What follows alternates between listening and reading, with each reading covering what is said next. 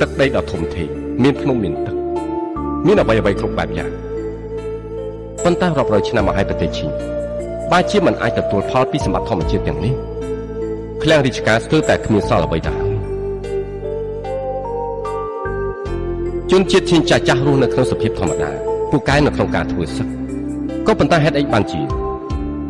ប្រទេសឈីនគ្មានកងទ័ពពិសេសដែលអាចឈ្នះសង្គ្រាមគ្រប់ទីកន្លែងមិនអាចឈ្នះលើប្រទេសផ្សេងៗបាន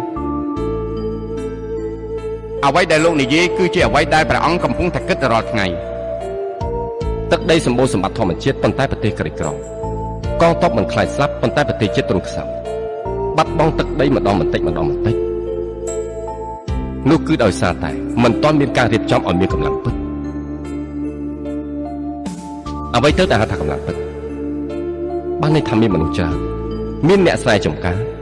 មានជាងសាំងសង់ជាងធ្វើឧបករណ៍ប្រើប្រាស់ឃ្លាំងរាជការមានប្រាក់បោកបោមានអាវុធល្អៗប្រជារាស្ត្រស្ម័គ្រចិត្តបម្រើកងទ័ពនេះហើយទើបហៅថាកម្លាំងពិតចំពោះមុខប្រទេសឈីនអ្វីក៏គ្មានមនុស្សតិចដីតូចស្រែចម្ការមិនធ្វើឃ្លាំងប្រាក់គ្មានប្រាក់កងទ័ពគ្មានអាវុធកាប់ចាក់គ្នាឯងប្រទេសជាតិដែលខ្លាំងក្លាគឺទាមទារមានច្បាប់ជាមូលដ្ឋានអ្វីដែលទូបង្គំរៀបរាប់គឺជារឿងផ្សេងច្បាប់ខ្លាំងប្រទេសខ្លាំងបន្ទាប់មកគឺទាមទារកម្លាំងប្រយុទ្ធខ្លាំងលើកទឹកចិត្តដល់ប្រជារាស្ត្រឲ្យតស៊ូកាន់តែខ្លាំងអ្វីទៅដែលហៅថាខ្លាំងក្លាឡើងវិញរបៀបខ្លាំងគឺមានច្រើនប្រទេសវៃប្រទេសឈីប្រទេសឈូខ្លាំងក្លាតើព្រះអង្គទ្រង់យល់យ៉ាងណាដែរទៅប្រទេសខ្លាំងដូចគ្នាដូចជាមិនបានគិតទេសូមលោកណែនាំបន្ថែមប្រទេសវៃខ្លាំងដោយសារតែកងទ័ពរបស់គេមានអាវុធមានមាសមានប្រាក់ប្រទេសឈីខ្លាំងដោយសារតែដឹកនាំរាជការបានល្អប្រទេសឈូខ្លាំងដោយសារតែទទួលផលពីសម្បត្តិធម្មជាតិនេះហើយគឺប្រទេសខ្លាំងទាំង3តែនេះមិនមែនជាមូលដ្ឋានគ្រឹះមិនអាចយកជាគំរូបានទេ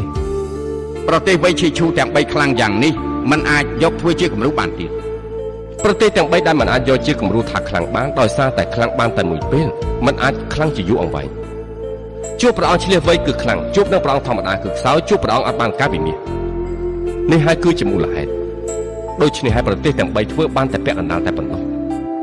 ច្បាប់ត្រូវដើមមុនច្បាប់គឺជាអក្សរតែមនុស្សជាអ្នកអនុវត្តប្រទេសមួយបើសិនជាមិនអនុវត្តច្បាប់ឲ្យបានល្អគឺគ្មានភាពនឹងណមិនអាចប្រមូលកម្លាំងដល់ខ្លាំងក្លាបានទេប្រទេសឈីនចង់ឲ្យខ្លាំងក្លាត្រូវតែដើរតាមផ្លូវខ្លួនឯងជាមូលដ្ឋានប្រទេសខ្លាំងនីមួយៗគឺតែងតែមានមនុស្សខ្លាំងចង់ឲ្យប្រទេសខ្លាំងក្លាគឺត្រូវតែមានការតស៊ូរហូតទីបំផុតលោកបានបង្ហាញការពិតរបស់លោកហើយ